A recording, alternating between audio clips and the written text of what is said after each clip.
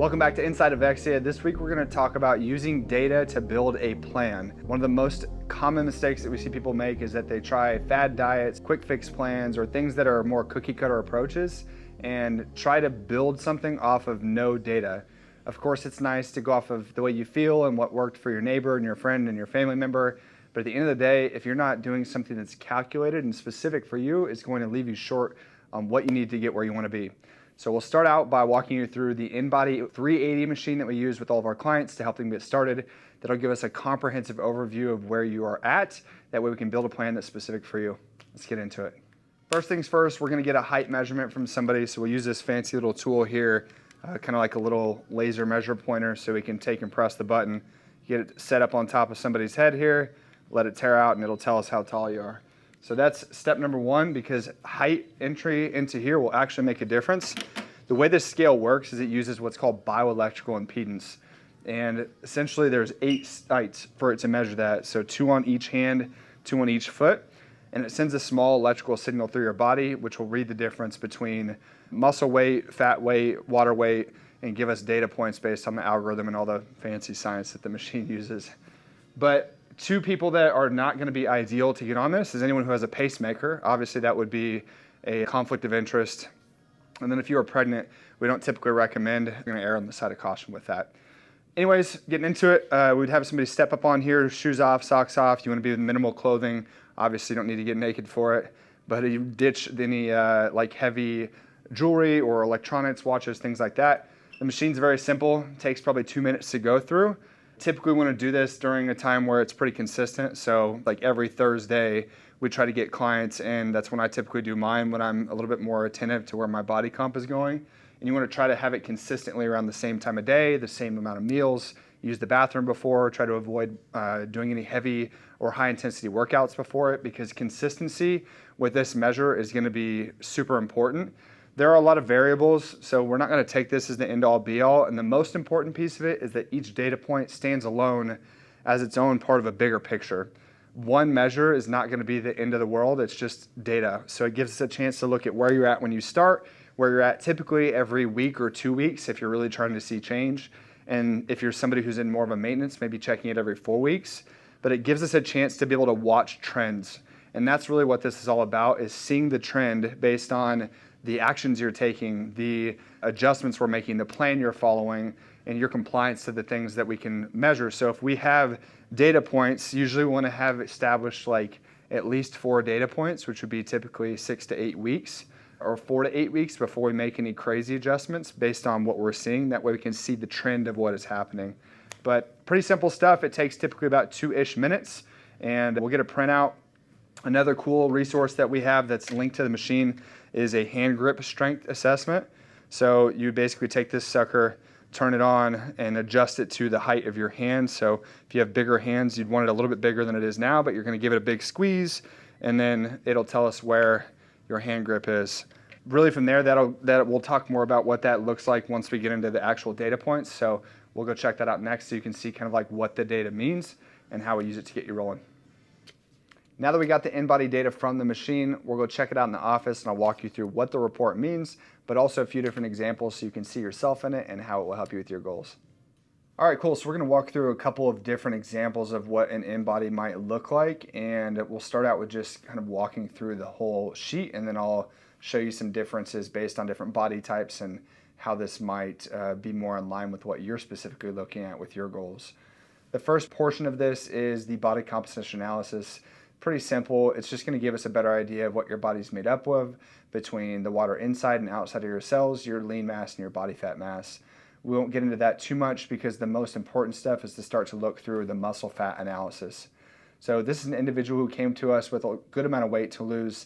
You'll notice more of like a C shape here, and that is the first of the 3 shapes that we'll talk about as we walk through the different examples of what you might see with different body types that we work with. When we say a C shape, you'll notice that person has higher amount of weight in regards to skeletal muscle mass and a higher amount of body fat mass. So this individual's goal would be to maintain their muscle mass and decrease their body fat and total overall weight. So when you see here, you see weight, skeletal muscle mass in pounds, and body fat mass in pounds.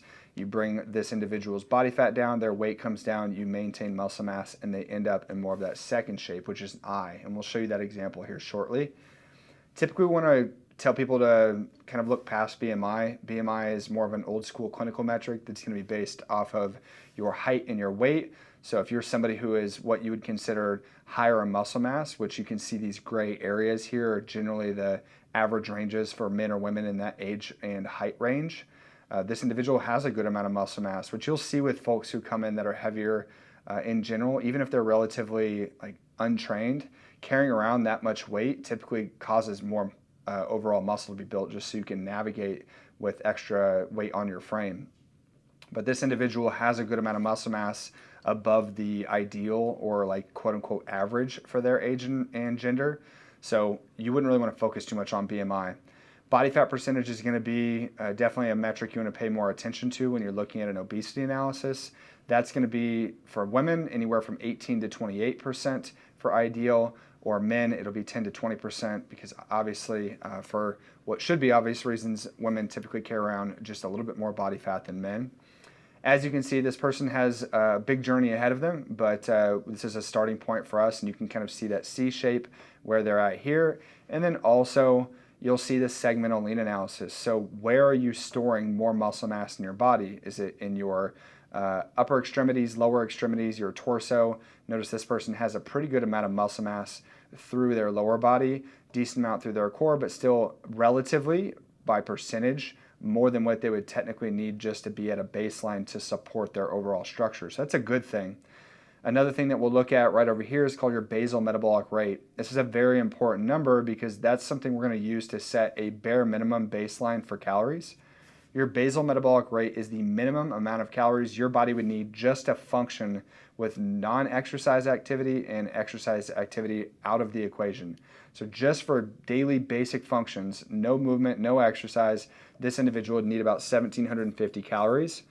And when you think about this, a lot of times people get caught up to where they're thinking, oh, I need to lose weight. So they'll basically starve themselves, or they'll go on a really strict diet. And in that case, maybe eat 1,200 to 1,500 calories. But that's actually going to be more problematic because it's not going to give you the base amount to function. So your body's going to go into conservation mode. So this is a great example of someone who is probably, this specific individual has not probably, but definitely had to eat more calories and kind of recalibrate their expectations because they came in doing a lot of extreme dieting, not eating enough, and obviously eating the wrong things when they are eating enough. So just tightening up and getting aware of this basal metabolic rate. This is one of the biggest numbers we'll pay attention to with clients to set baseline for how much they should be eating in total calories. Continuing to go through the different metrics here, you'll also see extracellular water to total body water ratio, so ECW to TBW. And if you imagine basically you have the cells in your body, the more water inside the cell, the healthier the cell. The more water outside of the cell, the less healthy the cell. So an ideal range for that would be anywhere from 0.36 to 0.38. Obviously, you see this individual is a little bit on the higher end there, but as we work through exercise, nutrition, recovery, and lifestyle implementation or strategies, that will help reduce inflammation. Another number you see here is called phase angle. This is just a general overall view of how the cellular health and integrity of this individual is. A baseline metric would be ideally above 5, good would be above 6, and optimal would be above 7. It is important to note there are a few differences between different age ranges and genders, so that can be a little bit variable, but those are good general places to look. A few other things to pay attention to here, we would look at segmental fat analysis, so you can see where that individual has more body fat stored in their body. So if it's an area where you see obviously midsection is going to be a big focus for this individual, this will look a little bit different when you start getting into situations with that I and the D profiles, which we'll look at next. Visceral fat is another really big one from an overall health perspective because it gives us a chance to look at the fat around your organs versus the subcutaneous body fat that most people think of when they think of losing fat. Visceral fat is going to be the more dangerous fat when it comes to overall health. When you have people that start to have cardiovascular issues or higher levels of visceral fat or all kinds of different metabolic concerns, this is a number that would be a little bit more concerning from a overall morbidity risk, but just overall health and disease risk. So that's something we'd really want to attack. You don't really do that any differently than you would change any other body fat, because it's not like we can only lose visceral fat, but just drives home the importance of that from more of a health perspective instead of just the aesthetic side of it. We talked about basal metabolic rate. There are some different research parameters here, one of them being just the hand grip strength, which is not on this specific assessment, but I'll show you on one of the others. Just gives us a chance to look at more in-depth data over time, but not something we look at a ton out of the gate. So that's a really good general overview of what you'd see with like the C shape. And also with this individual, just what you would want to see from a tracking perspective over long term. The goal, as I mentioned earlier, was to look at a trend of progress. You'll notice that it's been very slow, but very, very steady progress for weight loss here. This person is down somewhere around like 15-ish pounds, but notice that their body fat is trending down, their muscle mass is retaining. They haven't really seen major changes in inflammation. Yes, this is slow and steady, but it's sustainable weight loss. And that's the biggest thing that we have to walk people through, is that, yeah, you can lose weight faster and you could come out of that C shape faster. But when you go on extreme diets or extreme measures, one, they're not sustainable, but two, you run the risk of losing muscle mass. And if you're losing muscle mass, you're losing efficiency in your metabolism, because the more muscle you have, the higher your basal metabolic rate, and the more your body will naturally burn calories at rest, which is a good thing for long-term weight management and overall health and metabolism.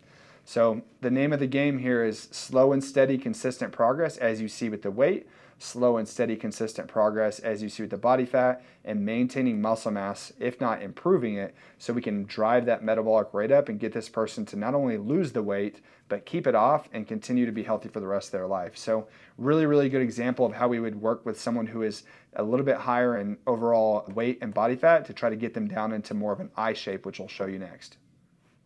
All right, up next, you have the same exact InBody sheet and the same types of data, but this is an individual who has more of a balanced physical structure. Notice that this person has a very even distribution of weight to muscle mass to body fat. This is a great example of a I shape here.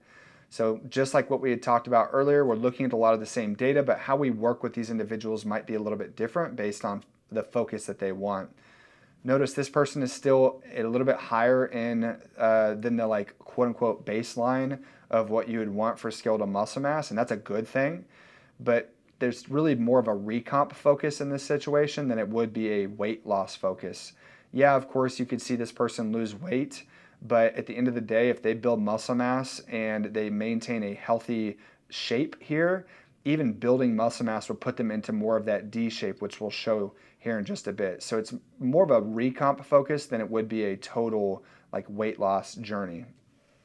You'll come down, like I'd mentioned, BMI is something not to get too fixated on, but you'll notice this person's only about 3% away from being in that optimal body fat range. And when you start to continue to look through this, you'll want to drive their metabolism up by continuing to build muscle mass just for strength and longevity and metabolism. And that's where it's like, okay, drive muscle mass, that will help reduce body fat. Notice the same types of things. You'll see a very symmetrical distribution of muscle mass here, which is really good. Obviously, we want symmetry. You don't want somebody that has like no development in their upper body or their lower body, or something that's really far off from one side to the other. Something worth noting here, if someone came in with an injury or some type of major muscular imbalance, you can typically see that through here. So it gives us a chance to focus more on the training side on something more unilateral instead of bilateral to build up and create symmetry across the board. Notice this individual overall is dealing with less inflammation, and they have a little bit better value for the cellular health side. So with that in mind, when you start to look at the trends, you see that the body fat percentage, while relatively slow, is coming down, and they're actually building muscle mass through this process. So anyone who tells you you can't lose body fat and build muscle at the same time, this is a perfect example of how that is not true. It just may not be fast on both ends of it. So with this person, the segmental fat analysis might look more different. So with someone who does have a lot more weight to lose, you'll notice it's distributed pretty evenly throughout the course of their body, where this person's just kind of working through getting rid of that stubborn midsection fat, which is usually the last to go. So once we start to see this person get down to the ideal of their body fat percentage, that's probably a lot of it going to come from the midsection weight, which is the stubborn part that's always a little bit harder to lose. Unlike the individual we worked through before, you'll notice a much better and more healthy level of visceral fat. metabolic rate going to be relatively similar to the other person, actually a little bit lower. But once again, this is where height, weight, gender, total muscle mass makes a big difference. While this person has a better shape, they actually have less muscle mass than the person that we just talked about before. They were both the same height. A little bit difference in age as well, but that's just one of those variations that you want to pay attention to. Last but certainly not least, the InBody score you'll notice is much higher if you pointed at or looked at that earlier. That's really going to be a baseline of 80 is where InBody says is ideal, and up from there, you're really going to see a major difference in that based off of just the muscle mass and the body fat distribution. The one thing that I didn't mention on the last individual, because the first, like when you get someone who's in more of a C shape like this, the number one focus for someone like this is overall health, right? When you see that there's a little bit more inflammation, a significantly higher amount of visceral fat, and just overall a higher level of weight and body fat, the number one focus is health for this person, because we need to get them healthy to reduce any type of disease risk and help improve their metabolism so that they can get that weight off their body, both structurally and physiologically, so that they're in a place where they're overall not seeing as big of a risk. One fun fact about this person and their story, one of the early changes that they had seen is they were on blood pressure medications, and the doctor was absolutely shocked when they went back in for their blood work follow-up, because starting to see some of these changes, yes, you can see the body comp shift, but the internal health shifts usually a lot quicker, and you can see massive changes there. Their doctor was like, "What are you doing? How do I take what you're doing and put it into a protocol, because I'm shocked that you're in a position where we can pull you off of these blood pressure meds." So that's a big deal too, and it's not something we measure here, but the 3 focus points for us, especially with somebody here, would be number 1, health. When you get into someone where's in more of this I shape or the D shape, which we'll show you next, you're going to be focused more on, yes, health, but performance, because there's not as big of a concern around the situation with the inflammation. They're in a much better or good place with their cellular health, and they don't have as big of a concern on the visceral fat side. So you can get away from purely focusing on health as the main priority or quote unquote risk, and get into something more performance and aesthetically driven. That's about the most of what you'll want to see in the difference between the C and the I, so we'll get into what's optimal and we'll show you the D shape next. So last but not least, we're going to take a look at a D-shaped body composition here. So you'll notice this individual has much higher muscle mass in comparison to their overall body weight and body fat percentage, or body fat in total pounds. This would be the ideal, and that's where you want to try to get most people. So anytime you see someone and you look at them and you're like, man, they look fit, you're going to probably see a profile on an InBody that looks something like this, where their muscle mass is higher in comparison to their overall weight and body fat.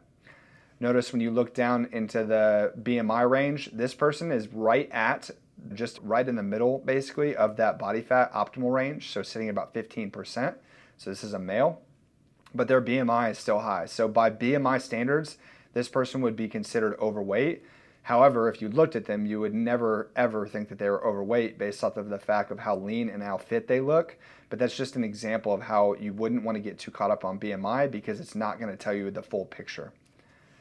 Same thing on the segmental analysis. This individual has been training with us for about 3.5 years. He's been very consistent and is someone that's pretty solid about staying on top of their game plan. Obviously, you see pretty evenly distributed area here. One thing that's interesting is this is an example of a right leg injury that they've been rehabbing from.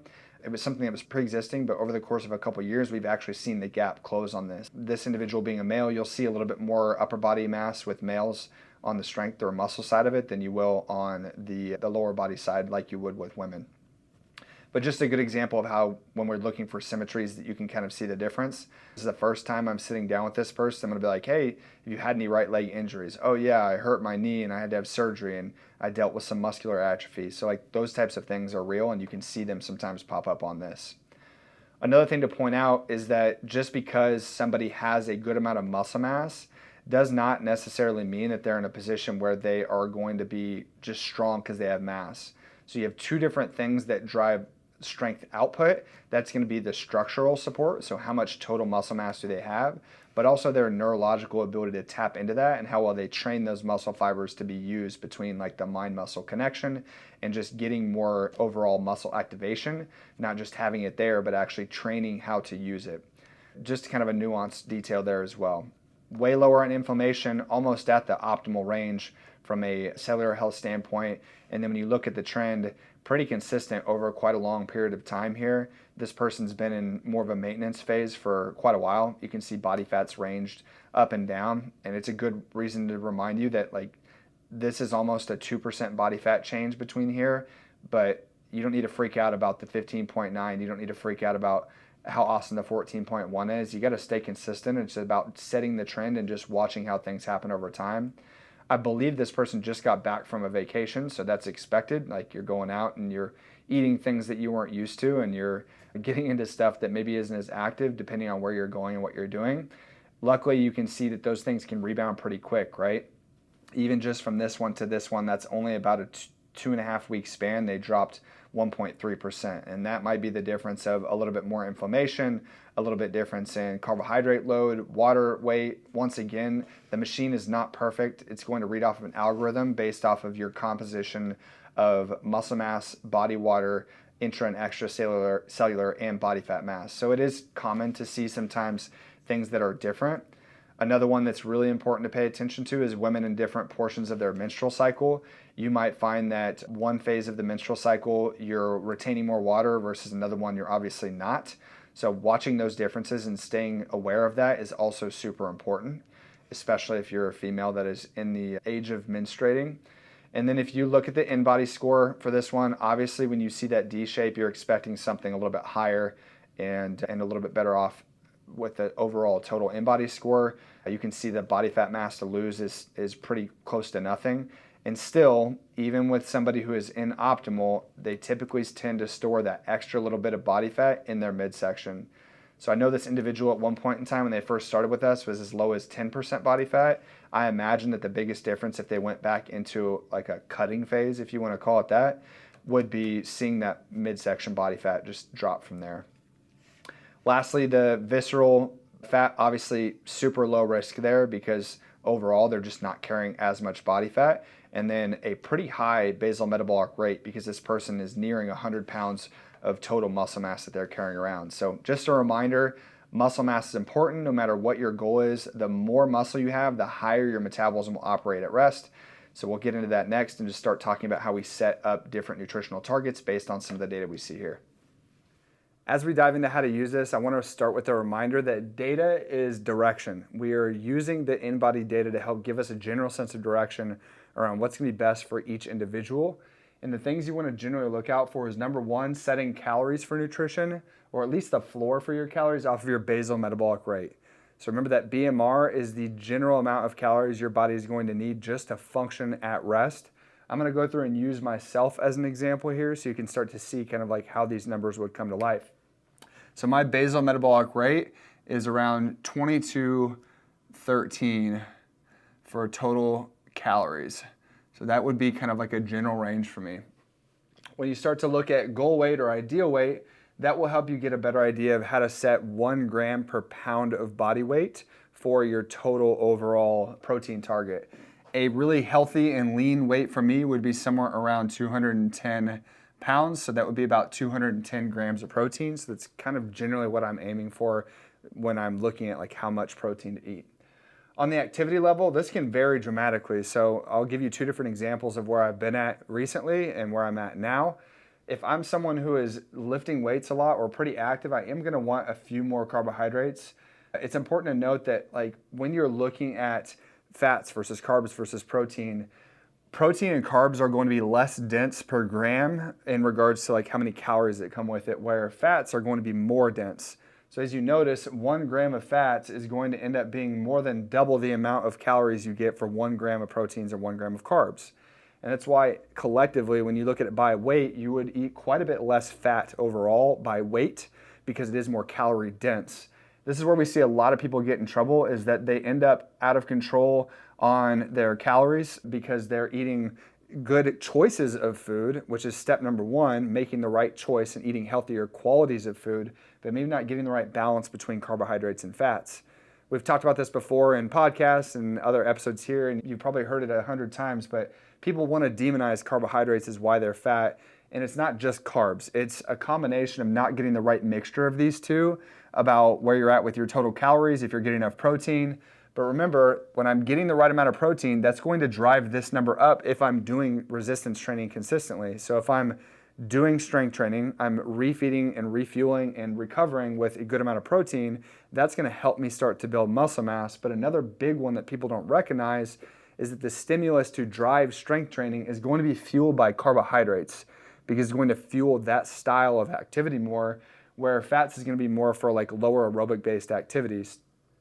You want fats because it's going to be great for inflammation management, for hormone management, for cardiovascular health, all kinds of things. But you want carbs for the sake of energy and being able to give yourself the sugar and the energy and the glucose your body needs to operate mentally and physically. So we're big on balancing out your diet and not going heavy on one end or heavy on the other. Now, there are certain situations where it might make sense to balance this different based on each person or based on their preferences, but we're going to look at more of a balanced amount when it comes to total calories. So an example of what that might look like is if you're, like when I was training for a Hyrox, I was doing a lot of higher intensity exercise and I wasn't trying to cut. I was okay with being a little bit higher in body fat percentage, so around like 14% body fat compared to where I typically would be around like 12-ish. Versus if I'm looking at wanting to be closer to 10, I'm going to play the difference in where I fill the gap to get to my total calories from here. So in like a quote unquote cut phase, my calories would be set to something maybe around like 25-60 on total calories. Where if I'm in like a perform phase, where I'm really focusing on having the energy to go through and perform, my calories might be like 300 higher. So we'll just call it 2850 because these are numbers that I've used recently. Currently, I am right here trying to basically lean up because I'm in my off season from a training perspective. So if you're in that place, you can be closer to this basal metabolic rate. But notice I'm not sitting right at that because I need to factor in things like your total daily energy expenditure. So an example of what that might be is, so TDE, would just be like your non-exercise activity. Non-exercise. I wouldn't use an activity monitor like a watch or a Oura Ring or anything like that, or a Fitbit to track that, because those numbers are going to be a little bit off. But you can play around with it, and this is where working with a nutrition professional can help, because they can give you general ideas of how to dial this in based off of how much you're actually moving. Notice I still, even in a quote-unquote cut phase, am about 300 to 350 calories above where my base is. That way I am not putting myself in a position where I can't perform mentally and physically. I can still do the things that I want to. I can still train, I can still have energy, but I can have a healthy deficit as I work towards reducing my body fat percentage. I get enough protein, I get enough carbohydrates, I can actually build muscle during this time frame too. So even when you're in a cut, as long as you have the right amounts of the right fuels and the right things to help your body recover, rejuvenate, then you're going to be in a good spot. Obviously, I also want to factor in exercise as well. So those things can help with just looking at where I'm at in regards to generally where my, let's see, we'll kind of block all these things off, where my total calories might be, then the protein, and then you go through and look at carbs. So if you look at the difference between the cut phase versus the performance phase, if I'm in the cut phase, then I might have my carbs at something like 250 grams. My fats might be something like 80 grams. If I'm in more of like, call it a build or a perform phase, I would have my carbs up around 300 grams and my fats up around 90. If you look at the difference there, you do the math, that gets you the difference between that like 300-ish calories. So typically don't recommend making more than 250 to 300 calorie jumps up or down at once. And that's why you have to be really calculated about this. Step one is calibrating the start and then just getting your body used to something consistently. So if you haven't been tracking or you don't know where you're at or you need some type of help, find a routine that gets you generally the same amount of calories consistently, generally the same amount of protein, and then try to hit those targets pretty consistently, and then dial in your carbs and fats as a secondary focus in calibrating. Once you've done that consistently, then you can start to go through and say, okay, let's pull back on fats a little bit. Let's pull back on carbs. Let's add a little bit here. Let's change it there. But the things that should be really stagnant and consistent, number one, prioritize your protein. because that's going to be something pretty consistent. And then you can dial in your deficit or your surplus. If you're trying to gain muscle, then you'd want more carbohydrates, more fat, maybe a little bit more protein. It just kind of depends on the individual. But most of the adjustments to get to higher or lower calorie amounts should come from carbohydrates and fats. Generally, you should be somewhere around the same amount of protein, regardless of what your goals are. So that kind of covers the difference between like fat loss and muscle gain, and you can work in and out of these different phases. I think it's important to recognize that, that you can go through one season of life where you're focusing on cutting, one season of life where you're focusing on building, one season of life where you're focusing on maintaining. It's all going to vary depending on your goals, depending on your lifestyle, depending on your capacity to actually make these changes and stay consistent. The intuitive eating versus tracking piece of it, obviously getting down to every little detail number here is not sustainable for people long term. There are different ways to make it more realistic and make it easier to manage, but the ultimate goal is to get you to where you can figure out where your quote unquote maintenance would be. So for me, maybe it's somewhere in between these two numbers. And once I lock in on what maintenance is, maintain numbers, then I can be in a position where I learn how to make that more natural and I get away from tracking. So you don't have to track, but the tracking and the data gives me direction so that I can really dial in what makes the most sense. And this is a big part of why people come to work with us, and a big part of why you should consider working with a legitimate nutritionist, somebody who is going to be able to do more than just give you some cookie cutter PDF, but be able to give you data and direction that's going to steer where you're going and help you navigate this, because this part can be very overwhelming for most people.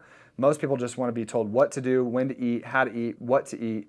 But if you can really start to get somebody to help you bring the back end of this to life, your implementation strategy really doesn't look anything like this. The implementation is more along the lines of like, all right, now how do I even get to 210 grams of protein? How do I even get to the right carbs, the right fats? So there's layers to this, right? Layer 1, make the right types of food choices. Layer 2, calibrate your protein and energy intake between carbs and fats. Layer 3, start to get into more meal timing and frequency. The differences there might depend on your gut health and your body's ability to digest 3 heavier meals versus 5 smaller meals. Gut health plays a big role in that. Digestion, absorption, your schedule. So there's so many different variables, and that's what makes nutrition so complex, but it doesn't have to be hard. And the thing that is also important here is none of this is talking about dieting, heavy restriction, something quick and fast and easy, because that stuff just does not stick. So if you want to really dial your nutrition in, you've got to figure out, where am I at? What is my basal metabolic rate? What is my goal weight? So I can set my total protein and I can have a baseline or a floor for my calories. From there, you'll factor in my non-exercise and exercise activity. Generally anywhere from call it 500-ish calories, you can see would get me to like a maintenance number is a good place to start. So maybe my maintenance is somewhere around like 26 to 2,700 calories. I factor in how much I have left after I have my protein, and then I split up an even distribution in fats versus carbs. That's going to be really decided on what type of exercise training intensity am I moving at on a regular basis. If it's going to be something higher intensity more consistently, you need carbs to fuel that. If it's going to be something that's pretty low key or really aerobically driven, then maybe I can get away with less. But I really encourage people not to completely cut out carbs, because you need carbs to drive energy to your brain. And if you have to function mentally and you have to be on your game, that's going to be something you want to make sure you have enough carbohydrates for as well. I know that can be overwhelming to look at that many numbers, but let's start with the really foundational basic pieces. If you're trying to improve your nutrition, number 1, start with just making better choices. We have what's called a replacement game that we use with a lot of our clients who are really just trying to make better decisions around food.